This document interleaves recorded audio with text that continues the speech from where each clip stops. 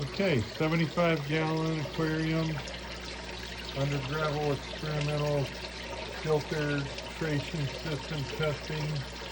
First version was pretty much a complete failure. Way too many holes, way too big. There was no flow out of I was getting zero flow out of the spray bars here. So I did a whole redesign. You saw in the other one, it had all the crossbars.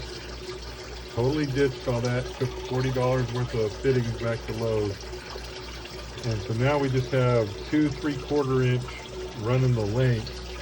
There's about 6 holes. I think they're a 1/4 inch bit. I think there's 6 in each of these 2 3/4 inch pipes. They're about 42 inches. This is a 4-foot tank, 48-inch tank. And so this is working. This, I believe, let's go check. Get a shot of it. Way too much reflection. See that? Here's our pump setup. This is at max. So this particular pump just has 10 steps. It's not 30% to 100% like the newer ones. So that's half flow. There's still some coming out the spray bar. And then you go all the way down to 1. And it's still enough flow to get a little bit out of the spray bar. So I'm happy. I feel like I almost overshot because I drilled 3 holes first and then I added a few. I think this is good. This is what I had in mind with the design. So this is now I get to drain it and put in the substrate. Okay, next step, got the water out, started putting in the substrate. I went ahead and put in the remainder of that first batch of leca clay. I don't know what it does, but in my case, I'm thinking since I'm pumping water down to the bottom, it'll help keep that water, make easy water flow since it's large like that. And also I took out the spray bar end piece and painted it. I'm painting it this bright yellow to match the stand. Thought that would be a nice touch. And there we go. We got water, 35 gallon. Got the spray bar.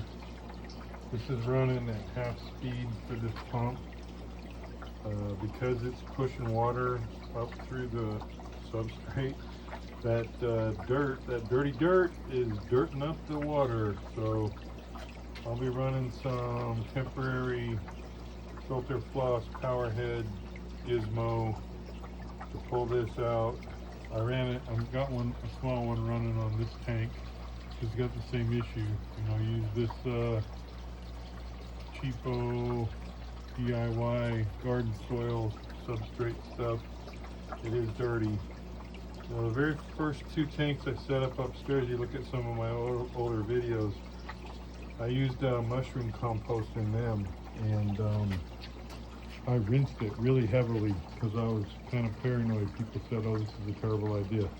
I rinsed it real good so that it wasn't nearly as bad, but this latest batch that I made, there's a video on it. It's dirty, and so I'm going to have to do some extra work to get it cleaned up. But this concept is working. It's basically an internal sponge filter, like a mat filter, but I got a pump in the middle of that instead of air. And I got PVC running up underneath with some holes, so it's shooting dirt into the under gravel, like an under gravel filter, except for in reverse. Instead of sucking water, it's pushing it out of the tubes, and then there's still enough flow. Had to experiment a little bit. We got it to where there's enough flow, so there's a decent spray bar action, and you can see the flow coming all the way down, so we'll have pretty good circulation. And when I put that pump down on the lowest setting, might as well just show you. We'll turn down the setting to to the lowest. It's a 10-step pump. And then you can see about what the flow rate is.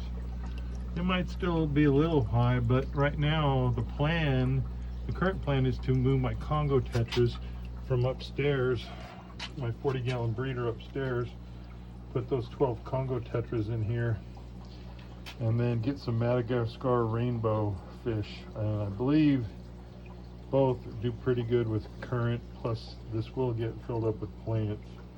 I'll just take a quick peek at these 29 twins. See, I moved this Amazon sword, man. The Amazon sword in my 40 breeder was taking over the tank, so I pulled it out, split it, and brought it down here, and I got half in each of these twins. And it's amazing, if you do want to pay the money for the fancy aqua soil, this tank is clean as a whistle.